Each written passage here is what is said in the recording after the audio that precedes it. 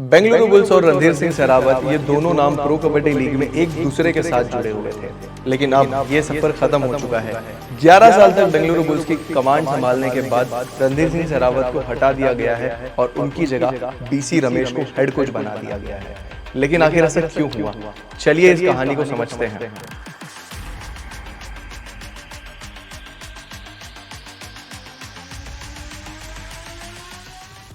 Randhir Singh Sehrawat PKL के सबसे experienced और सक्सेसफुल कोचेज में से एक रहे हैं। उन्होंने बेंगलुरु बुल्स को सीजन 1 से ही लीड किया और एक खतरनाक टीम बनाई। 11 सीजन तक बेंगलुरु बुल्स के हेड कोच रहे। सीजन 6 में टीम को पीकेएल चैंपियन भी बनाई। पवन सहरावत जैसे सुपरस्टार्स को डेवलप किया। इवन प्रदीप नरवाल को भी लाने वाले वही थे इस लीग में।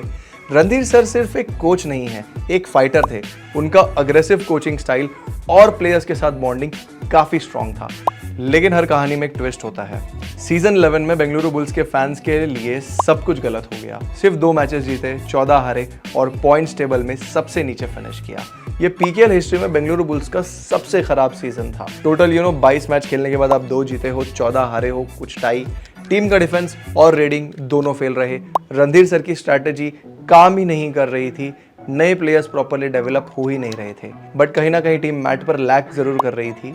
बुल्स के फैंस और मैनेजमेंट के लिए ये एक बहुत बड़ा शॉक था, इसीलिए इस बड़े डिसीजन की जरूरत पड़ गई। देखो भैया, लॉयल्टी एक तरफ, लेकिन परफॉर्मेंस अपनी जगह, ठीक है। अब परफॉर्मेंस अगर गिरती रही तो चेंजेस जरूरी तो होते जाएंगे। बुल्स मैनेजमेंट ने 3 बड़े रीजंस दिए रणधीर सहरावत को रिप्लेस करने के लिए। सबसे पहले तो सीजन 11 का डिजास्टरस परफॉर्मेंस, सिर्फ 2 मैचेस जीतने का रिजल्ट अनएक्सेप्टेबल था यार। फिर नए टैलेंट का डेवलपमेंट स्लो हो गया था।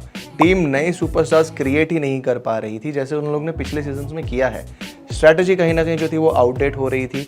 दूसरे टीम्स नए टैक्टिक्स ला रहे थे, लेकिन बुल्स वही अपने पुराने मेथड्स यूज कर रहे थे। इसलिए बेंगलुरु बुल्स ने रणधीर सिंह सहरावत को ऑफिशियली रिप्लेस कर दिया एंड नए कोच बीसी रमेश को अपॉइंट कर दिया। देखो, बीसी रमेश एक एक्सपीरियंस और सक्सेसफुल कोच हैं, जिन्होंने पहले भी पीकेएल जीत चुके हैं। वो सीजन 6 में बेंगलुरु बुल्स के असिस्टेंट कोच भी थे। काफी कम लोगों को पता है ये, लेकिन तब भी टीम चैंपियन बनी थी। सीजन 7 में बंगाल वॉरियर्स को पीकेएल ट्रॉफी जिताई थी इन्होंने, उनकी सबसे पहली वाली। सीजन 10 में पुनेरी पल्टन को भी पीकेएल चैंपियन बनाया था।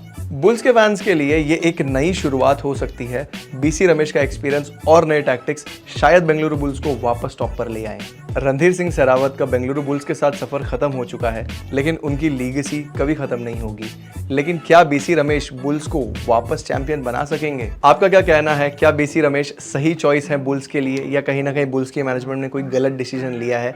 नीचे कमेंट करके जरूर बताइएगा और ऐसे और कंटेंट के लिए सब्सक्राइब कर लीजिएगा गेम ऑन को।